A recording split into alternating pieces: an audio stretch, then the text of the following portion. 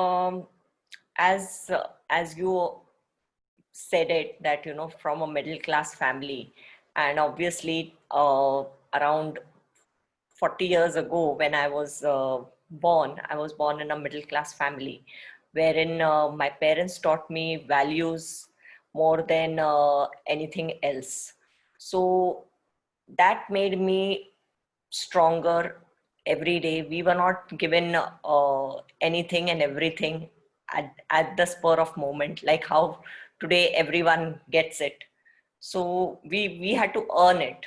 Our mother had taught us that, if you want a chocolate or if you want a Cadbury, you have to do something, you have to earn it. So we had learned that values from the childhood. From childhood, we had picked those things up. So that's how me, my sister, both of us had to, get whatever we wanted. We didn't get it easily. We had to strive to make it happen. And that's how, that I think that was inbuilt since childhood within us, and that made it easier in today's life as well.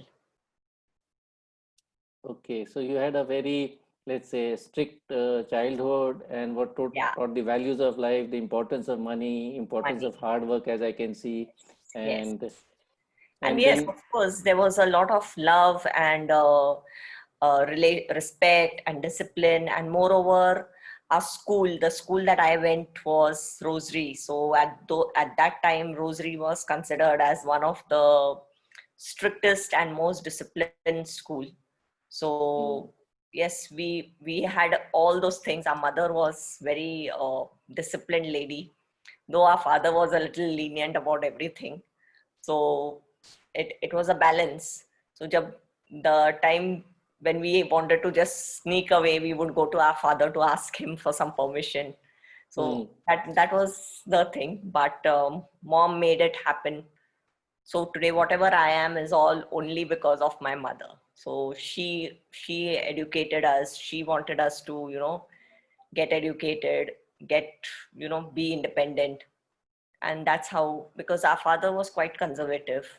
So we come from a Muslim family, so he was very conservative about, a girl child and all. So mm. there were rules and regulations for us, but mom made it happen that we get educated, we study, we get be independent. So today we are independent. Great. And as you mentioned in your profile also, and it's also available, that you were married early and then you had a family life and you're leading a life of a homemaker Yes. and taking care of kids, in-laws. I mean, the typical housewife and homemaker situation in India, and morning till evening taking care of all the family needs.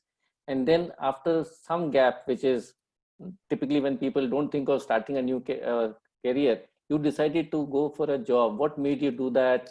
And how did you get one? Because it's not easy to get a job at the later stage without experience. And your qualifications, as I understand, were also not, let's say, postgraduate or big qualifications to also start with. Hmm. And so how did you manage to get a job, and what made you do it, and how did you succeed in it? Yeah, so this all started with I so I got married when I was in my TY, and Mm, then I gave my third year final exams, and I conceived also very quickly. So for my first anniversary, I had a baby in my hand. mm, So all throughout those 10 years of my life, of my after my wedding, I was a housewife. Of course, I was giving tuitions, taking classes for accounts, costing. I was very good at accounts and costing, so I was running classes at home. But I, and plus managing home, and since I was the eldest daughter-in-law with four brother-in-laws, so family of all boys. So it mm, was a boisterous family completely. And I came from a family where there were only two girls, and very gently brought up and all. And when mm, I got married and went into a family where there were only boys, all loud noise, all it was like from a blossom of like flowers and everything. I had come into a family where there was only rough and tough everyone. So was getting into get understanding them, getting into it. Slowly I became like I was working throughout, managing everybody's ask, everybody's needs, everybody's wants, because I was the eldest one, and managing children, managing in-laws, managing boys, all those things.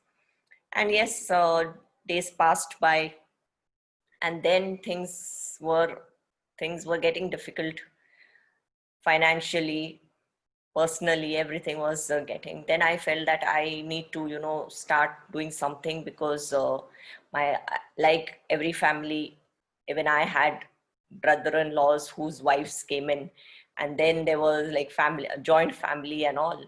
So I was somewhere losing my identity, because I was working at home for taking care of everyone, and then I would feel that I'm not being appreciated, or not being, like how you all just had a conversation before this, that the women in our house are like asked to do everything.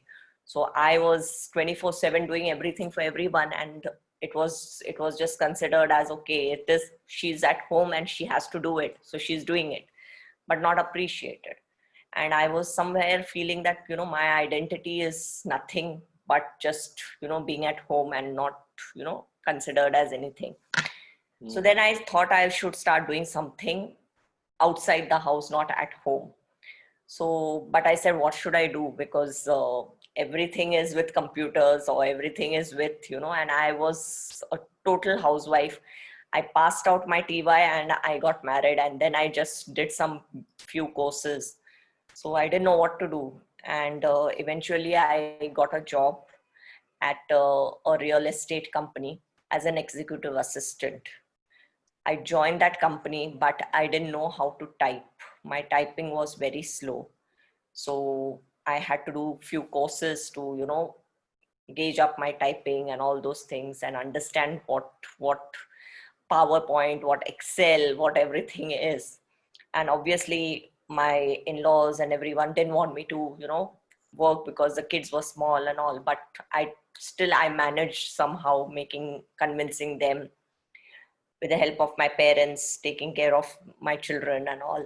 So it was not a very very smooth ride, but yes, because I wanted to do something on my own and move ahead, I managed doing that. The and I would say that time and luck was with me, so I could succeed. I In my entire career I switched 4 jobs, and the last job that I took up was with as a head India operations for a UK based company. So from an executive assistant who didn't know what a PowerPoint, Excel or anything is, I grew till a position of a head India operations for a UK based company. So I that the ride of those 15 years was tremendously rigorous, and very very challenging, day in day out, personally, professionally, everything, with kids, managing 2 kids, and with no support at home. But I said, no, I have to do it and grow it, and I did it. And then eventually the last organization that I worked with, I set up the entire business for them. So then they wanted me to move to US, but I couldn't move to US because of family and all. Then somewhere I thought that I should start on my own something where I will see how it works.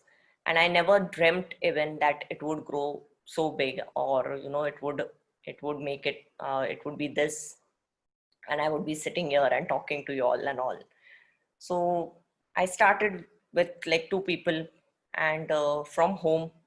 And then for very first year, I moved into an office with about 5 people, and then grew. And yes, today I am here. Yes, great. I mean, it's a big challenge for anybody. Yeah. First of all, to go from homemaker to a job, and then to head of operations, and then to decide to start your own company. I Yes. mean, even people like us, even after 40 years of work, hesitate to start our own companies, and many of us don't succeed also. It's a big, I mean, struggle for anybody to start his own company and business. Yeah. And Yeah. you managed to do that also. Yeah. So I sometimes still get goosebumps and still get those fearful dreams that what if I can't? What if I can't? But then, somehow I push myself more than the 100%, and I reached there. Because like last year, I was just out of the blue, I diagnosed with cancer, which was like, a complete breakthrough for me, where I didn't know what to do, and my business was zero. It had reached zero, and I didn't know how to manage it. But we were still sailing through because of our old, clients, and of our old people that we had, and that's how I managed for 1.5 year. But sale was absolutely zero. And last year when I got back, then I pushed myself harder and just dived into it and got it back. So that's how it is. So we have to, I somehow feel that, I always look at the extremes: good, bad, big, small, high, low. So I am always at the extreme and at the edge for anything. Yes. In fact, after reaching such a successful situation of business going smoothly, having a good client base, and succeeding beyond your original expectations, and suddenly you had kind of a brake being applied to you, speed brake or a brake or whatever you might say, or a stop. I mean, it was like that almost to you. Yeah. Can you describe the events which made you aware that you had this, and how, what happened to you in terms of what you felt inside? How did you react to it? How did you then go through the whole process? What was it like, and what made you come out of it? So, what happened was I was in my office working, and I just had this slightest pain in my abdomen. So I said, let me just, get a check done. And when I got a check done, I got to know that, I am on the fourth stage of cancer, ovarian cancer. So when I got to know that I'm on my fourth stage, and I was looking forward to move into my own house. I had bought my own house, and I was looking forward to move into my own house. Business was good, everything was fine. And I was very happy that, okay, now I'm going to move into my own house. And one fine day, out of the blue, I got to know that, I've been diagnosed with this. The doctors, everybody was surprised, because I've all through my life, I've been a very, very disciplined, cautious eater. I do not eat anything which is unhealthy or which is junk food or whatever. So I'm a very scheduled eater and a very healthy eater, and plus a fitness person. So the doctor also was quite surprised, and ovarian cancer usually hits at the age of 60, and I was just 41 when I got this ovarian cancer. So the doctor kept asking me that, are you sure you had no pain? Are you sure you? I said, no, doctor, I never, slightest pain also I never got. So he mentioned to me that, Farida, you had this pain, but you ignored it, you neglected it. And we as women, we we tend to neglect ourselves. We put everybody before us and ourselves right at the last. So at home also we see this usually with our daughter, mother, wife, sister. We all try to do everything for our husband, father, brother, son, everything, and we are just last. So maybe, yes, I was so engrossed and involved with my parents, because I'm the eldest daughter, and my sister is away. My sister lives in Bangalore. So, and my parents are quite old. So maybe because of, my parents, my children, my business, everything. I just somehow must have skipped the pain or whatever. So my that time when I got to know, I was like shattered, completely shattered. And I didn't know, because the doctor had also told me that, it has spread all over my abdomen and everything. And maybe, there are only 15% chances that I may survive. And I asked him again that, are you very sure? He said, yes, it is. So, so I didn't know how to, because my children were besides me, my parents were in front of me, my sister was there, and I didn't know how to react or respond or whatever, because life just changed in a fraction of a second for me. Then I asked the doctor that, what is the protocol now that we have to take, and what is it to be done, and first thing I asked him is, will I survive, and what are my chances? So he said 15% chances. Then I told him that, do you think those 15% chances will make through? So he said, Farida, I can't say that. It is all in you, with you and in your hands. And that's the time that I said, okay, now I have to make it. And if I have to make it, I have to make it for not myself, but for the world, whoever is in that 15%, because somewhere I feel that I want to always be the one who is and who is an example set for for everyone. So I told him, okay, fine, now let's uh, tell me what's the process. So he told me about the process. So in all, I had to take about 18 chemos, and a surgery followed, which was also a major surgery, which had HIPEC in it. And then he told me that we will see what it is. So this entire process, he said, would take about 9 to 10 months. And believe me, it was an experience of my life, you know. So Mm. I would just pray, and I always, wish no one gets this, no one, because it's absolutely difficult, and it's an absolute different journey. But yes, I am quite proud of myself, because I sailed through it, you know, and I Mm. made it, because Mm. yeah, there are no words to explain, because I have gone through it. I know how it was. Mm. So yeah, every day was a different day for me. Every moment was a different moment, because I didn't know what what my next moment is, because sometimes I'm very quite quite okay, but sometimes I'm so much in pain that, nothing would I would not. A person who was a complete workaholic person couldn't even sit for 2 minutes, had was just like a vegetable on the bed. Mm. So absolutely different life. And today I thank God for every little moment that, we can breathe.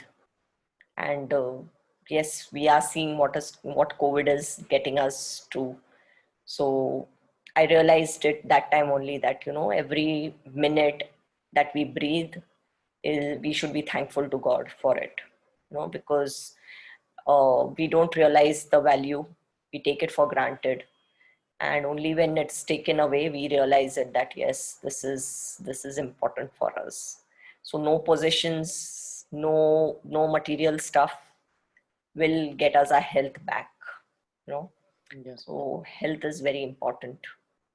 Like it said, jaan hai to jahan hai. So Yes. yeah, it is true. It's absolutely true. Yeah. One thing that I wonder, I mean, I think for every one of us to know is, where did you get this strength inside you?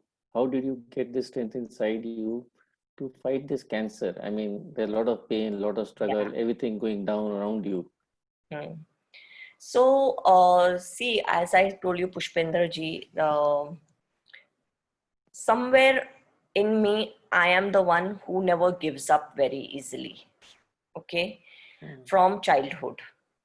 So if I have to say that, from childhood, being the elder daughter, elder sister, तब से ही mummy papa ने सिखाया था कि युवा बड़ी वो छोटी है.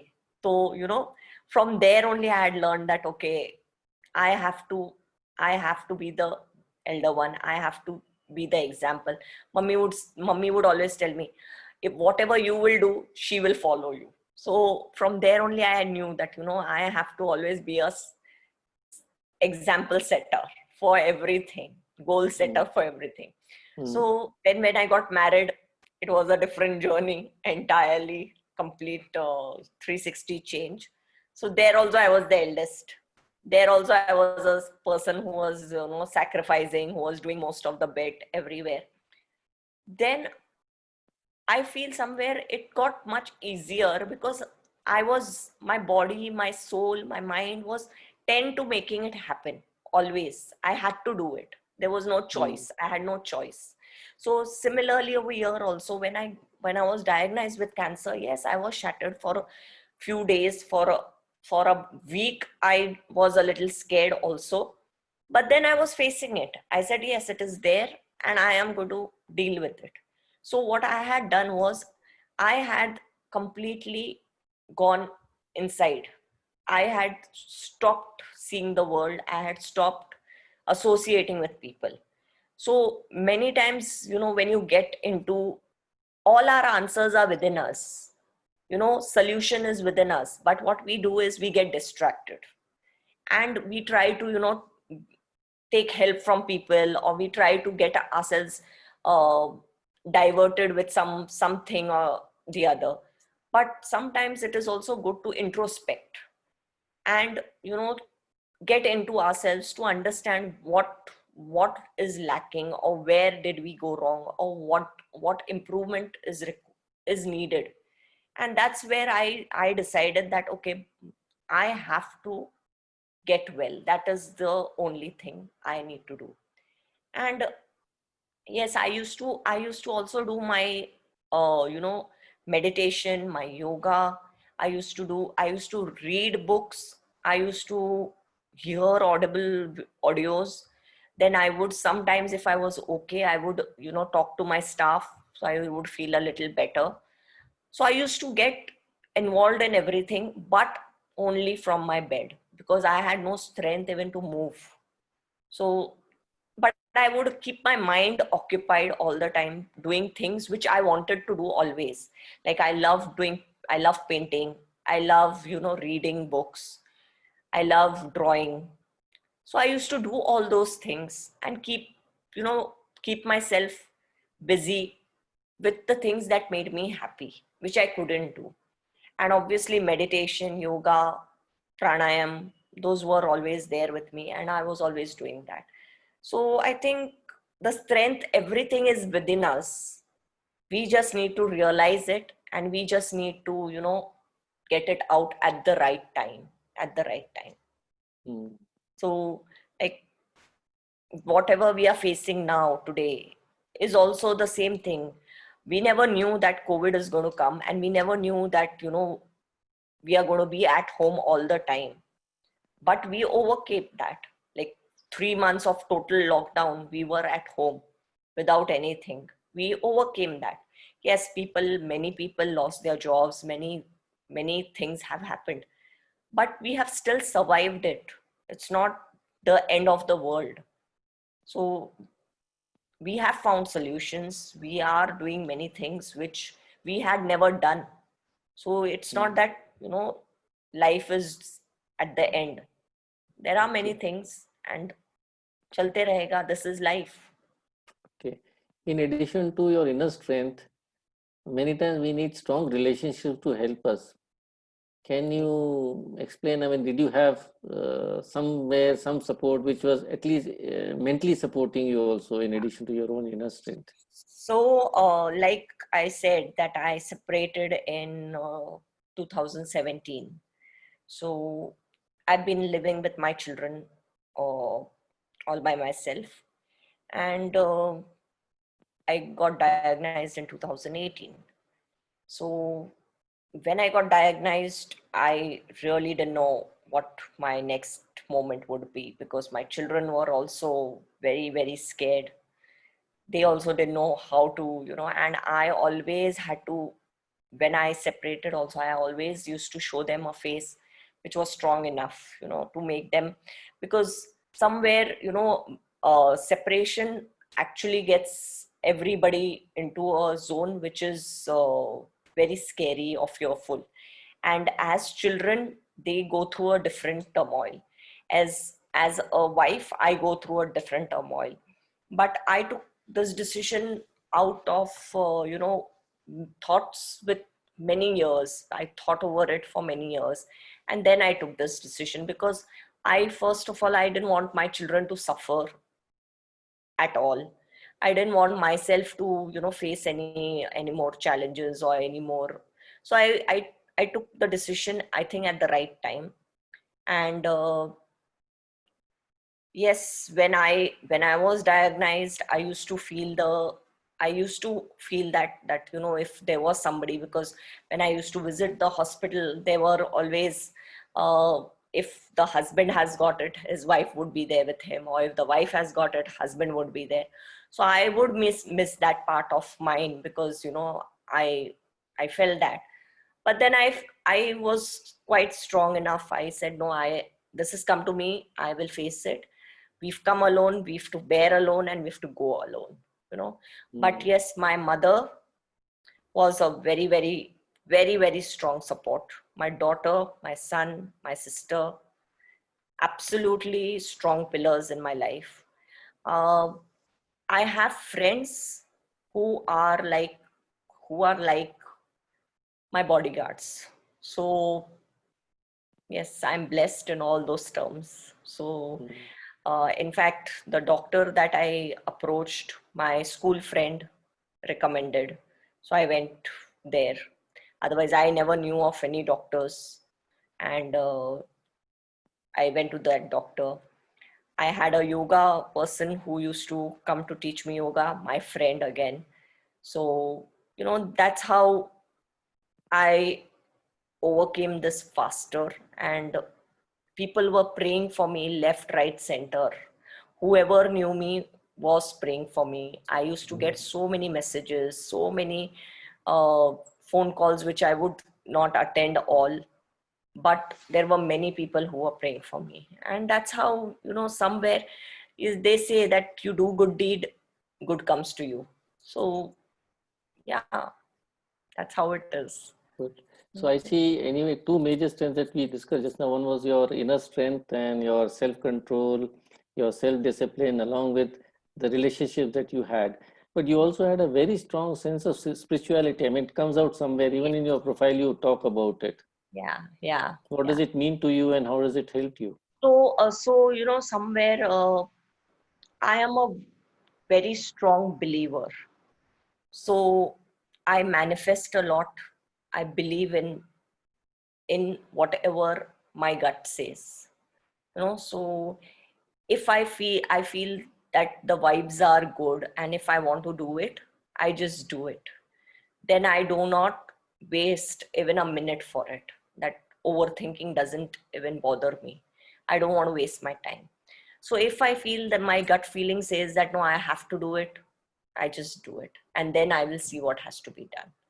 So that is what it is. And spirituality, yes, my mornings, my evenings, my nights are all in meditation, in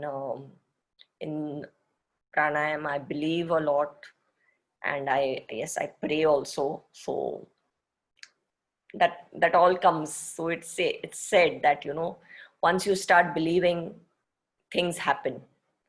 And for me, it is so that once I believe, it just happens. Yeah. Yeah. In fact, you're a believer, as you describe yourself, you're a Yes. believer, correct? Yes. Yes. One more amazing thing about you is, and also you have posted on Facebook, is all the videos about fitness, yoga, and the things that you can do. I mean, some of the very good things. In fact, when I saw you 1 year back, I mean, I was really surprised that, at, I mean, you have grown, I mean, teenage children, and you were at this stage, and you're looking, I mean, externally so fit and slim in some ways. So I thought, I mean, not many people are like that. So how did you still with all the pressures, I mean, with homemakers, it's very tough in India to do any kind of physical exercise to maintain themselves, then to do work, then to do find a job, then to do your own business. I mean, there's so many challenges, and in that, to maintain health the way you have done, and not only that, you have been an example. I mean, you are posting videos also, if I can see on Facebook. Am I correct? So, what's your Yes. source of strength, and what drives you towards this fitness? Let's say, I would say fitness freak in a way. In some ways, I would say that. So, Pushpinder ji, when like my friends, whoever knows me, they all believe in me, and they all used to always, they all in fact still tell me that why do you need to exercise. This is their question, this is just their question, that अगर तुम करोगी तो हम हमारा क्या, like because I am a very strong this is my lifestyle. Like mornings I get up, I pray, and I go for a run. So this is what I am. I have to run. After I come back, I have to do my pranayam, I have to do my meditation, I have to do my yoga. So until 7:30, quarter to 8, I am booked with myself, so nobody can disturb me. So 5:30 to 8, 7:30, quarter to 8 is me, myself time. So these are the things. And if I don't do it, then I feel that I'm like a zombie. I can't just do anything. So that's how I am. So looking at me, everybody also gets inspired. In fact, they tell me that, looking at you, we also have started doing this. We also have started running. In fact, I have people where I used to go to the gym. They would ask me, whatever you eat, let us know. We also will start eating that. So, it's such a thing that people come up to me to tell me that, let us know what you eat, give us your diet plan. We will also start eating like that. So, but it's just me. I would say thanks to my genes, maybe. So my parents, because I'm a mixed breed, maybe because of that, I am like this. One more question is, see, you have gone through a life-changing event. I mean, cancer is something uh, which is almost life-changing, life-threatening, devastating kind of an event for most people. Yeah. You come out of it, it has changed you. It must have changed you in many ways. So, in what way it has changed you? In what way it has made you a different person? So it has transformed me. I am not the shy, timid Farida Hundekari who was the one earlier. Yes, I take cautious steps. I decide for myself and for the people around me that what is wise to do, and I do it. So I do not, I take each day now. I don't think about a very long time. I take each day as it comes. And like I said, I don't waste even a minute. Because I don't know what my next minute is. I may survive, I may not be there. So I just live life fullest. Mm. That's how I live, You So also decided do to the, share, sorry, I'm interrupting you, but you yeah, also decided to share your experiences and help other people out yes, as a yes, result of this. yes. So, sir, the day I got well, and I decided for myself that I am going to, help as many as I can to recoup, be it with cancer, with any other ailment, and whatever challenges, I will try my best, whatever it I can do, and help them. So it's been like 1.5, 2 years now that I have almost given sessions to about 215 people. So Mm. different challenges in life. And now, in this few months of lockdown, there are many people who have gone into depression. So I'm talking to different people at different stages of depression, and how to get them back, you know. So yes, that is what I'm doing and trying to help people. In fact, there are many people who have, recovered, and who keep blessing me for whatever I could do little in my way. Yes. And as I understand, you are doing all this for no gain, no No, profit, no money only making blessings. activity anywhere, only Only blessings. blessings. Yeah. If Yes. I can, be of help to anyone, I will be very help. I will be very, very, very obliged. Mm. You know, I will feel that. I feel sometimes that, God has given me this new life for a purpose. So I want to make it purposeful. I don't know how many years I may live. So I want to grow my business. I want to have a orphanage home for Mm. the children, and a old age home for the old people, because I see many, many, many parents, abandoned by their children, and my heart breaks when I hear that, or when I see that. So I've decided that whatever I will earn, I will start, trying to build a old age home and an orphanage home, where I see many children also, parents, these poor people and all, they just they just have abandoned their children, small babies and all. So I want to just have them all together, take care of them. So I have somewhere decided that my end days would end over there. I want to end my days over there. Mm. That's how it is. Great. So you already have what we call a higher sense of purpose in life, Yes. and you're working towards it. And in addition to the business activity that you've built, where you employ some people, provide Yeah. employment and provide services. Yeah. Great. I think it's been a fantastic journey, but I would also like opportunity to other people. I mean, I know some story, and I've asked you a lot of questions to So like bring out what I think is important in your life, which I so know. Yes. just to interrupt you, sir. So what we do in our business is we provide IT resources to IT companies, Okay. globally, across the globe. So be it any skill and, people, we can give them. So there are many people who approach us who have lost their jobs also now. So we try and fix them at the moment. We are trying to fix them also. And that's how we are trying to do our best to, just help people how we can, because we are a consulting company. We do not approach candidates first, we approach clients, and whatever clients have their requirements, then we get the people and we give them.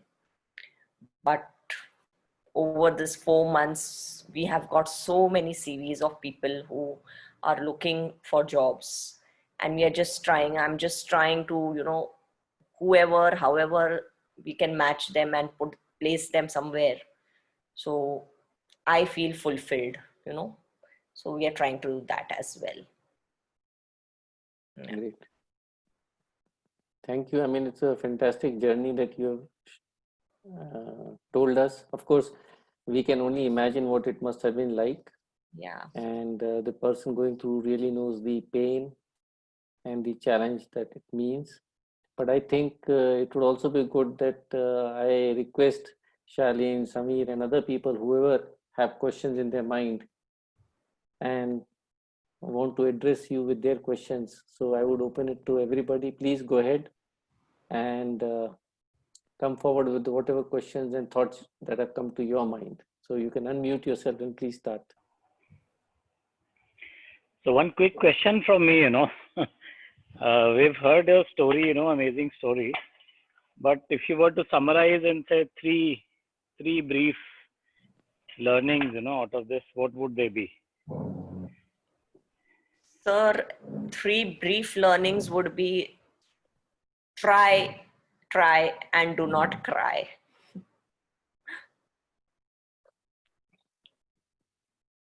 So you're saying one should not give up, something like that. Yes, keep trying and remain consistent. One thing I would like to add in the discussion, sorry, because I heard some of Farida's story earlier also. One thing remarkable I found, I mean, I'm just sharing, Shaleen, from my point of view, what I understood was she has never blamed anybody for anything that's gone wrong with her life. Whatever problems have come to her, she has taken them and see what she can do next to overcome them, rather than blaming that he did this, she did that. I mean, I've heard her many difficult parts that she has told me, and every time I realize there is no regret or blame on anybody anywhere in the tone of the voice that I could make out. I mean, am I right, Farida? This is what I could feel when I've talked to you. Sir, I know one thing, that responsible people do not blame. Responsible people only deal with it. So we have to just find a solution rather than sitting and finding sympathy. So that's what I am. And I've taught my children also the same thing. And rather than getting sympathy, go and find a solution.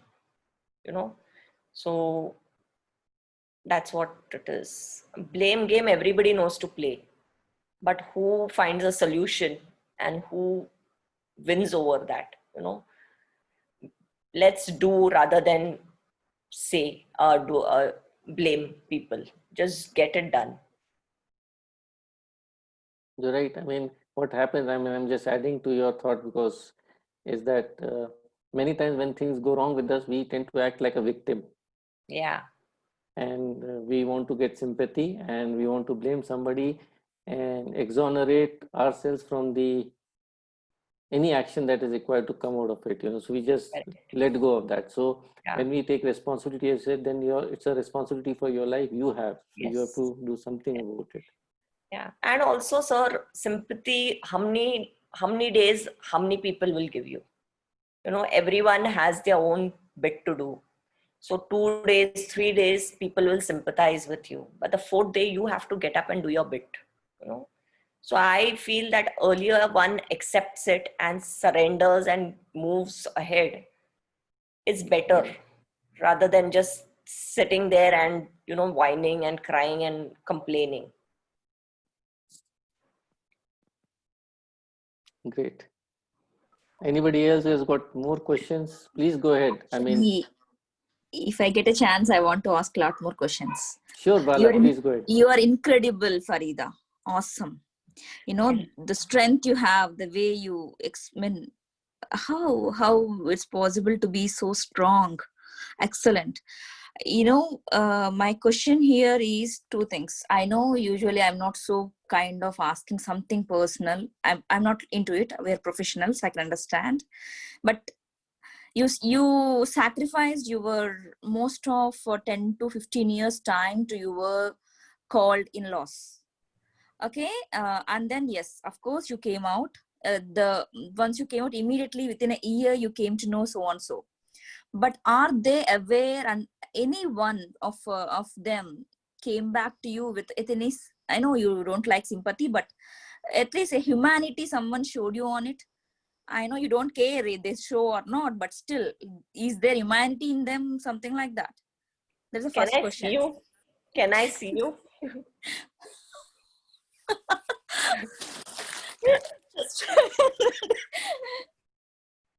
I'm sorry if I asked something wrong, but no, you've not asked anything wrong, but I wish to see you. Yeah, this is me, Bala. I'm sorry. Hi, Bala. Hi. Hi. So, Bala, as I said, we've separated. Okay. Yes. My husband has not divorced me yet. Okay. Okay. And we have now amicably understood that, divorce is not going to, it's not happening. Financially, there was zero help from them. Okay. Mentally, emotionally, also, there was zero help. Okay. In fact, I decided I do not want to meet my husband during that time, because he did come to meet. Okay. He did come to show some sympathize. He did come. But it added to more stress. So I Okay. decided I do not want to meet him that time. And I did not meet him. They all were ashamed of it. They all were ashamed of whatever they had done, but they had no words to express. So somewhere I am always a believer of just let it go and let it be. So some things have to be left where they are and not pondered over. So I still believe in those things. And in fact, there is, it's not to be, expressed, because it's not worth it. It's not worth it. 20 years of my life were enough for that. And I wish them all the best, everything. And I just, I just live my life happily now. Okay. Yeah. It's sort of a shame thing that for them, really. Yes, Okay, it is. It leaving is. someone who sacrificed their life for their family, Yeah. as well as who stood by them when they are down or Yes. everything. Yes. And second point, what I want to ask you, it isn't all a practical things. What I'm going to ask you is like, for example, yeah, either in your family, yes, mother and everyone, yes, helped you out, or they are with you, but who you trusted more that yes, they are going to be with me when when I'll be in my My sister. bad times. My That sister. people, when they turn back, I mean, anyone turn back when you are in bed, because that Okay. is the time we'll Yes. come to know who are real. So Yes. any people who you trusted most from your Yes. family side and turn back? Not family. Not family. So, like they say, in your bad times, you come to know who is your truest friend or who is your truest family. In your bad times, you come to know. बोलने के लिए सब बोलते हैं, but जब करने का time आता है तब पता चलता है. So Correct. yes, I would say friends became family. Okay. Very good word. My neighbors became family. So I had my neighbors who stood by me. They became family to me, you know. So my sister, she lives in Bangalore. My brother-in-law also lives in Bangalore. But they couldn't make it all the time. But these who were there, my neighbors, they became my family. And trust me, they were, God sent all these people. God sent a person who was an angel son to me, angel son. He would take me to the doctor for my chemos, for my every treatment. He would take me, you know. So he was like a son, more than a son to me. So this is what it is. So I am telling you, we make our own relationships, we make our own destiny, you know. And yes, marriages are not made in heaven. They are not made in heaven. They are all made over here. And because our parents my parents had always taught me that, shadi karo, family, bacche, saas, sasur, all those things. I did it for 20 years and I'm happy with whatever I got, but not more, not more. So I'm quite happy. In fact, I run a lot of women, and I'm a member of Women Entrepreneurs, and I also do a lot of women shows where I want every woman to be independent, financially, physically, mentally. because we women just get emotional with the slightest thing. So, and managing work-life balance is very difficult for us. So we have to make it happen. And why not? Why not? We all should do it. Yeah. I had one observation, not really a question, that women education has a lot to do with what happens with the society. And I have seen that in countries like Oman, which is a very proud statistics, which probably I've not seen in any other country to the best of my knowledge. 70% plus ladies have got an education of O levels and A levels. Yeah. And I have seen in whichever family the ladies are educated, they will make sure that the next generation is highly educated. Wherever the ladies are educated, they will make sure that the kids get the best education, and especially the daughters. Yeah. And so probably one of the lessons here is that we should encourage our daughters and the ladies in the society to get more educated, and probably I don't know, culturally some areas, rural areas may be backward, where I don't know which NGOs are working, not working, or you may want to get associated with them. More than education, I feel just support them. Like, see, today, in today's life, in today's world, a woman and a man both work and both do everything. Okay. Whereas in the rural areas, or in the so-called families, high-end families, they feel that, oh, if a woman is working, मतलब कुछ घर में problems hai, that's why the woman has to work. They don't understand that a woman is working out of her wish. I had so many times people ask me that, why do you want to work? And I would just look at them that, because I want to work, I'm working. No, you to have a bungalow, you live in a bungalow, why do you have to work? Because my in-laws had a bungalow. So I don't have to work if they have a bungalow. So I would feel like I want to work, and that's why I'm working. And even if a woman is working, she has to manage everything. So why it's a husband's right also that the children are his as well, and he also has to take care of the children equally as the wife takes care. So if we share the job, if we share the duties, the in-laws shouldn't bother about it. I feel so.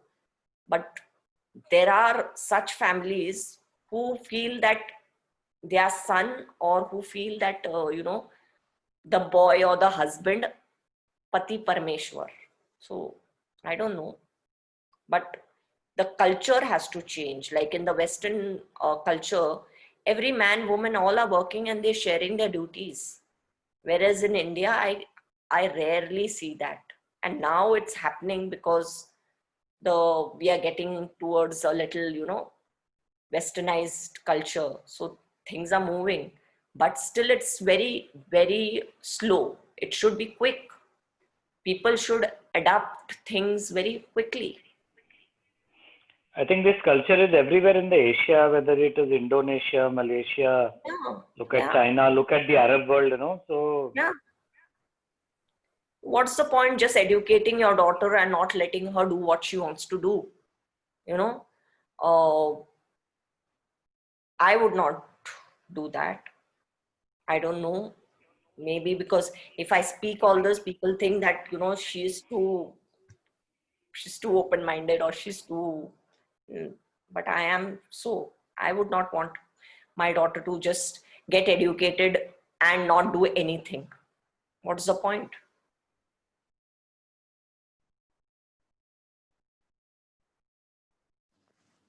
Why can't you drink a glass of water? Huh? Why can't you drink a glass of water? We have a lot of questions to ask you. It's okay. It's okay. I am good. You can. You can.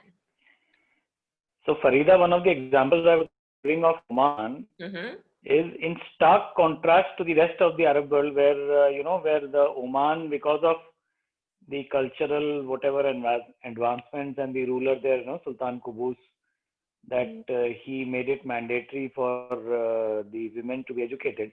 The rest of the Arab world, I don't want to quote the countries, maybe as low as 30-40% for women education, which is like worse than Africa or some other poor countries. Mm-hmm. So I think a cultural shift is what is required Yes. from all of us. Yeah. Yeah. We do. We do need it. So Pushpendraji, coming back to my original question of 3 lessons. One lesson you gave, what are the management learnings from this? One lesson you gave was that stop blaming others and take responsibility of whatever happens. Yeah. और क्या आपने notice किया?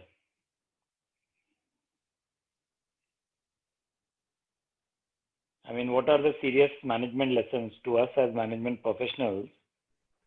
Pushpendraji is muted. I think so. He has to unmute himself. Sorry, yeah, I But forgot. one you. word that I can think of from Farida's of whatever she's spoken so far is perseverance.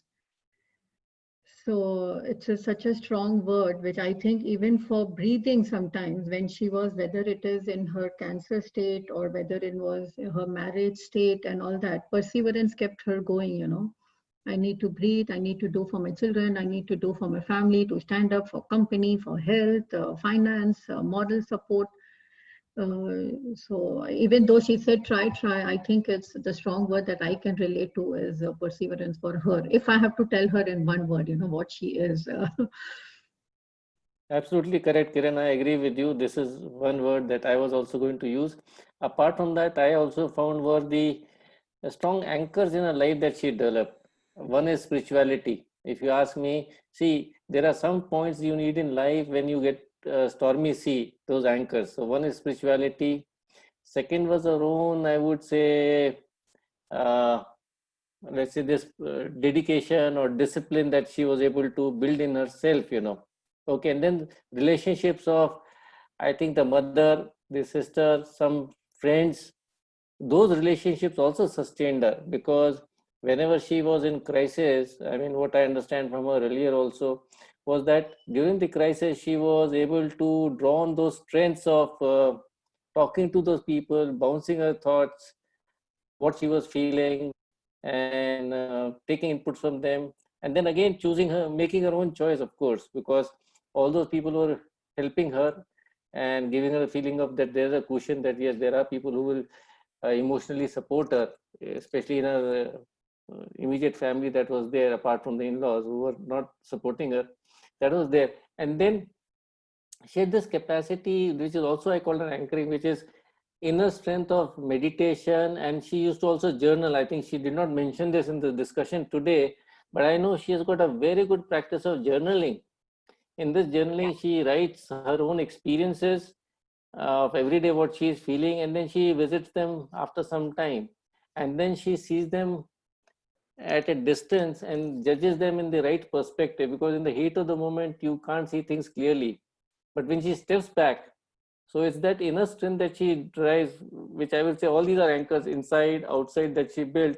So any kind of storm, any kind of difficulty is helping her to overcome. And third thing after all that is she has developed a sense of purpose. I mean, when you have this sense of purpose of doing something beyond immediate gain, I think then you don't worry about what's happening to you immediately, isn't it? It's like a soldier also who's fighting for the country. He is not worried about his food or he's getting killed or something. He's fighting for that national, let's say, pride or things like that, So when you have that higher sense of purpose that you're doing something for humanity, for other people, then all your immediate troubles look much, much smaller to you. So I think there are several things that I see there. Then amount of energy she brings. That's another thing. See, let me tell you, as a leader in management, I personally feel the kind of energy she has brought into everything she has done so far. Because I was amazed that kind of work she was doing at home, she was getting up early to go for a walk even in the toughest of the times. I said, how could you manage? Because most of the people are so tired in the night afterwards that even if they get up in the morning to do the work is itself impossible. And then she found time to do that, found that 1 hour walk and use it for her own meditation and reflection to center her thoughts on the things that she wanted to do in life and see with clearly that this is what I should do. So there are so many good examples of leadership traits that I can see which are there and which we admire in various leaders, that's how they have been successful. So Shailene, if you ask me, I can talk of several things that I've seen her with, a couple of hours of discussion that I've had in life, not more than that really. And it's great. I mean, and many things that I see, and there are heroines in life around us which we don't notice at times. That's another observation I had when I met her, that look, when I first met her, I didn't know what her life was like.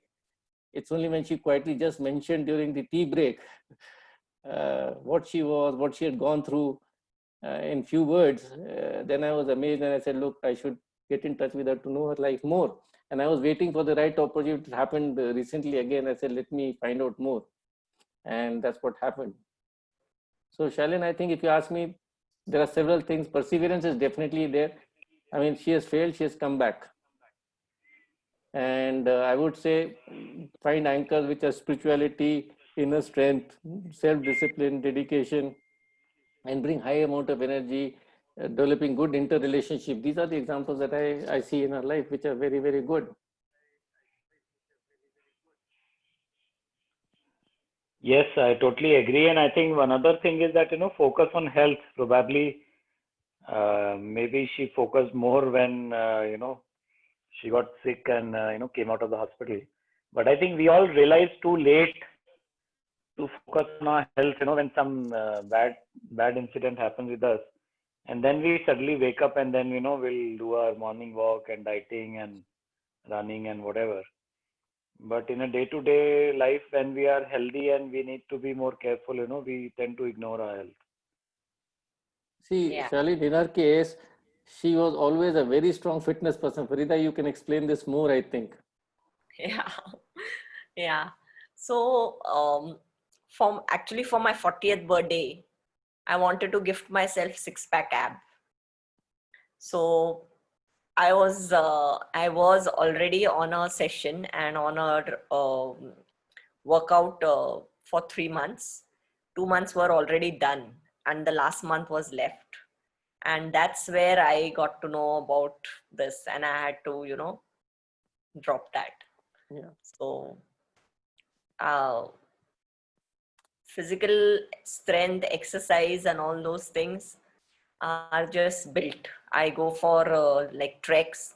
So after I got well, the first time that I went for a trek was a very small one, where I just went for a walk over the hills.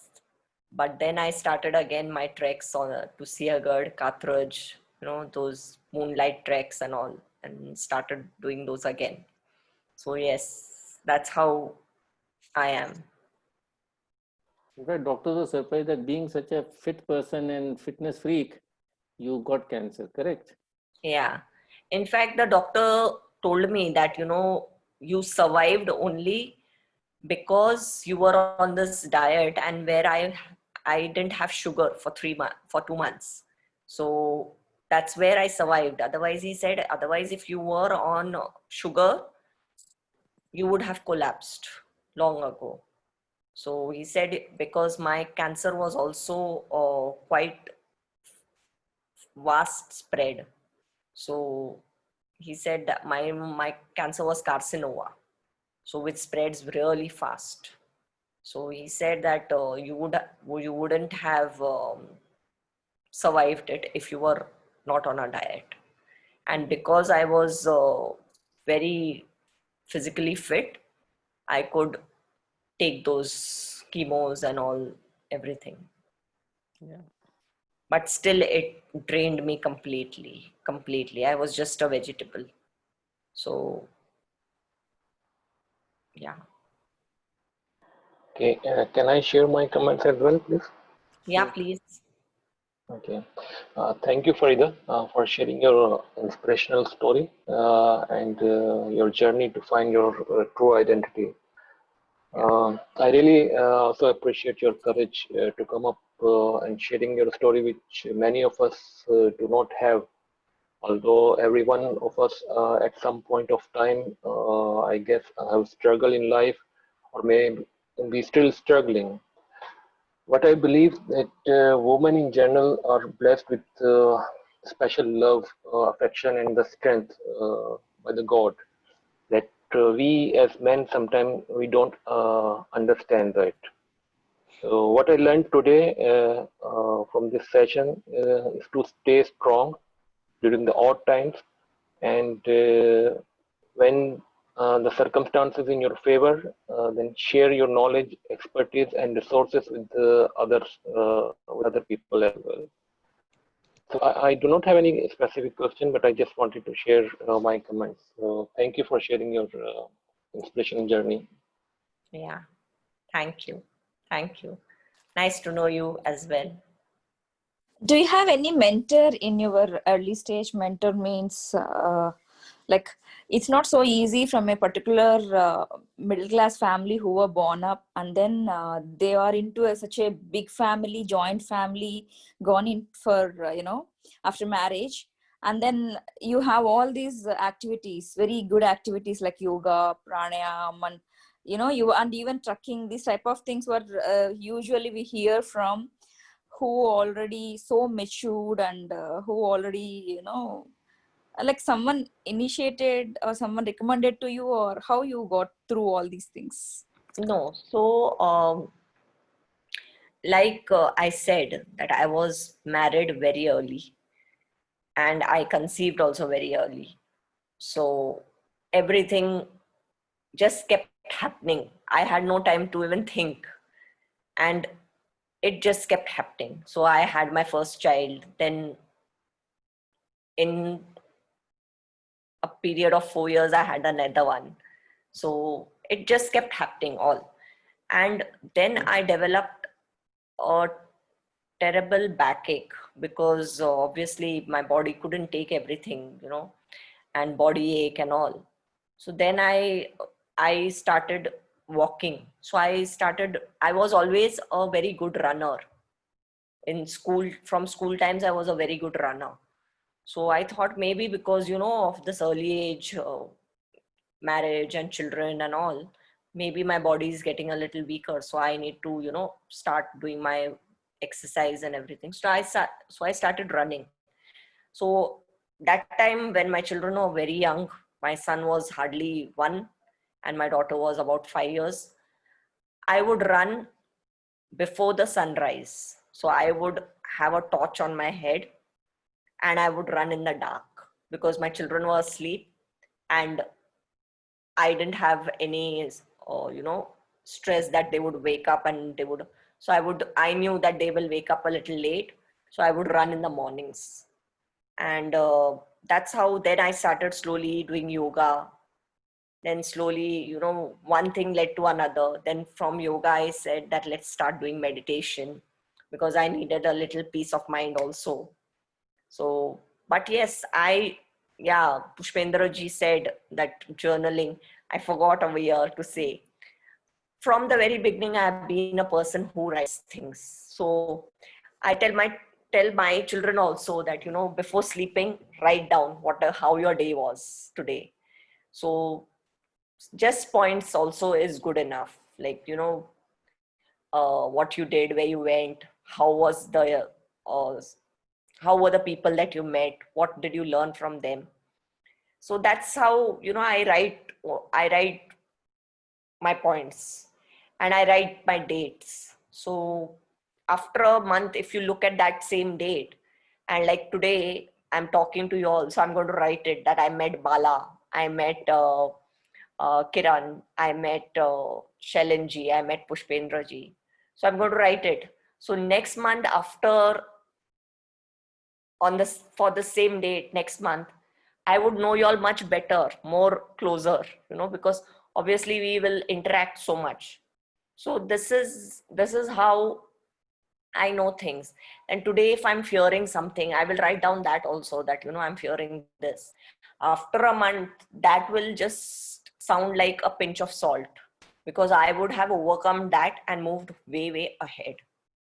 So I have this habit of writing, journaling a lot. So that's there.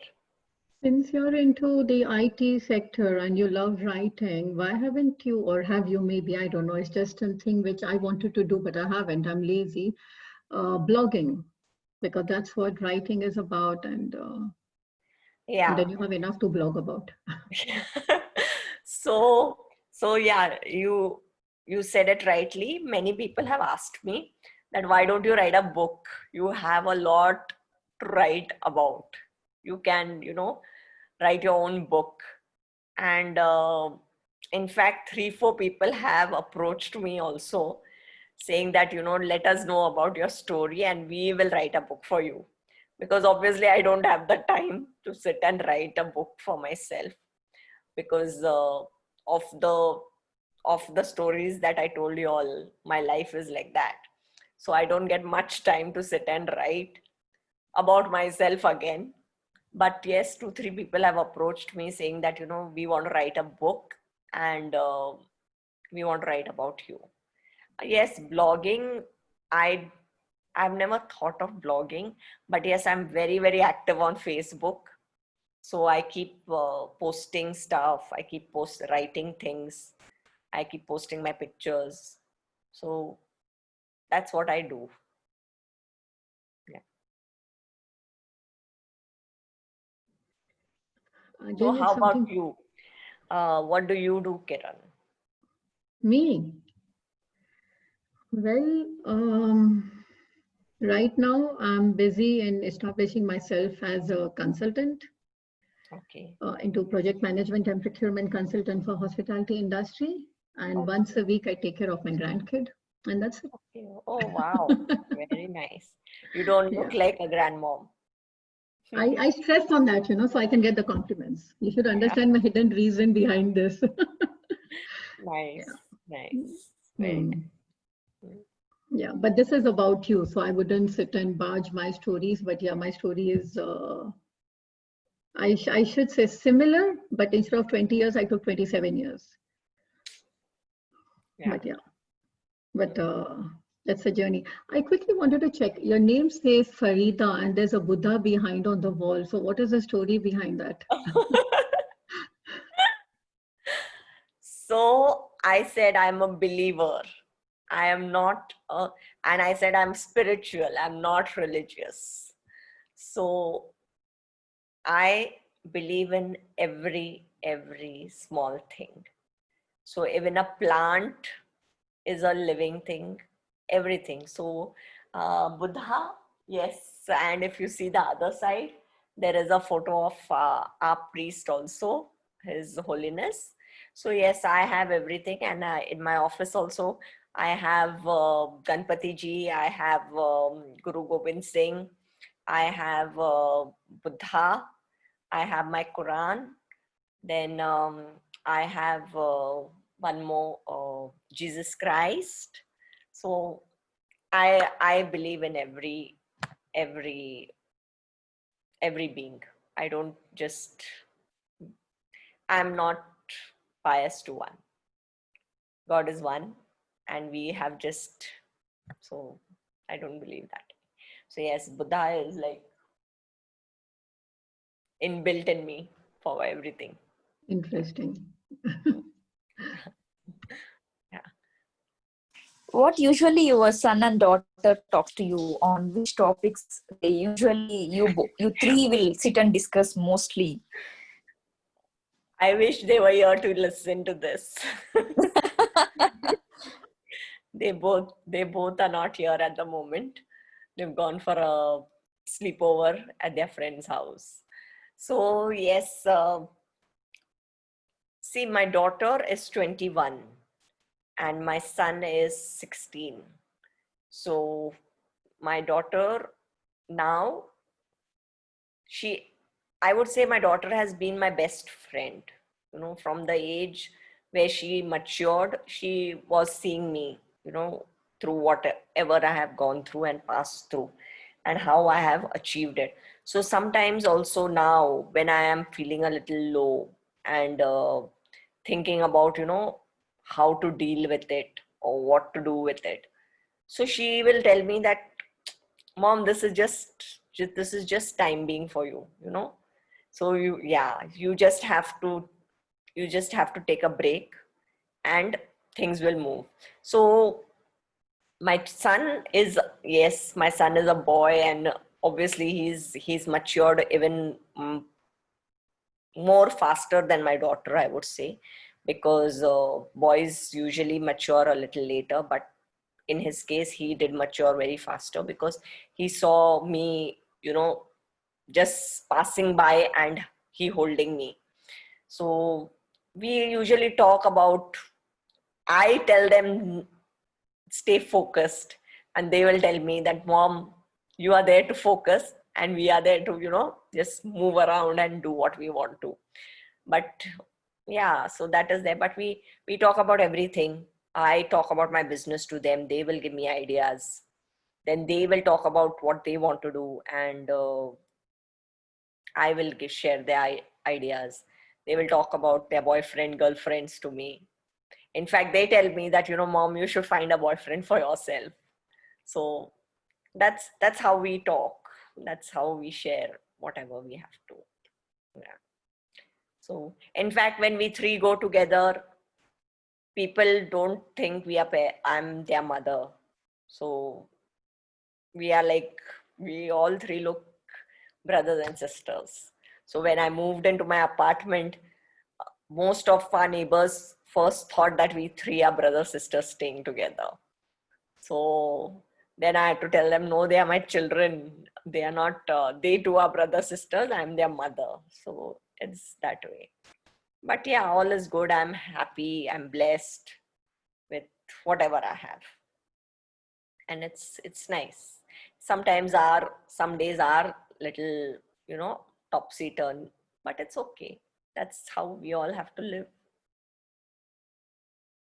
What is your future vision? That okay, as an entrepreneur, yes, you are going ahead, and you already became a leader for few people whoever are there, and you are already mentoring to a lot of people who going through some lot of pressure.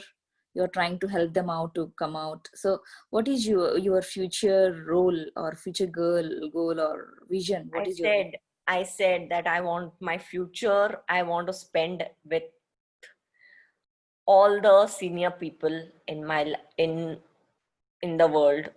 I want to create an old age home, and an orphanage home. So I want to be there, taking care of them, helping them, growing old with them and passing by over there only. So that is my vision. So I'm trying to make it happen more and more. Thank you so much. Yeah, Great. I think it's been almost 2 hours since we started, I think, in some cases. So okay. can we call it a day today? I'm sorry. Yeah, I think it's been a great extended session. I think we Yeah. need to close it. If And any Shalini? of you feel like talking to me, please feel free. I will share my number. I am there on Facebook as well, on LinkedIn as well, on Insta as well. So all of you can freely talk to me, speak to me, message me. It's really been nice talking to every one of you. And thank you, Pushpendra ji. Thank you, Shailen ji, for, approaching me. Thank you so much. It was an amazing session for all of us. Yeah. So, And it's always a treat, I look forward whenever Shailen says that somebody is coming up. We hope that Pushpendra ji is there. He's such a handsome dude. Oh, Cannot miss. Kiranji, I'm today please. missing looking at Shailen because he's only gone on the picture mode, and not live session. Yeah. In fact, thank God Shalin is not there. Then there would have been more competition, you see. Oh, But he inspires us in a different way. He sends us his jogging pictures and all that stuff, so we do get inspired by him also, No, I remember Pushpendra ji from 30 years back, he used to be, and he still is amazingly handsome, yeah. Yeah. See, I have my eyes right, Thank you very much. I think it's really time to close now. Thank you very much. Yeah, So, thank you Yeah, so it'll be much. pretty late in India now, so and please be in touch with Farida. She's an amazing person, and I think she likes to talk one-to-one to help people. And anybody else you can recommend to. I mean, there are a lot of people going through a lot of challenges today. Yeah. So please ask them to reach out to her, and she definitely responds to most of the people I know. So please share this word. It helps, because I think there are people who need it. Okay. Yes. Thank you very Thanks, much. Farida. Thanks. Thank Thank you so you. much for your practical story Yes. for sharing with us. Thank you. I'm Really so happy nice knowing all of you. Thank you. Yeah. Bye-bye. Bye-bye. Yeah. thanks, you very much, bye, ma'am. good Thank you very night. much. Good And night. please share the recording also. Okay, Yeah, bye. it's Yes. already recording. I will try to upload, tomorrow afternoon or tomorrow evening. I will Sure. upload and I will share the link in your messages. Sure. Inshallah. Okay. Sure, Okay, sure. thank you so much. Okay, Thanks, thank Pushpendra ji, you. again for recommending such an amazing speaker. Yeah, Thank sure. you. Thank Yeah. you. Thanks, Bye. thanks, Farida. Bye. Bye. Bye.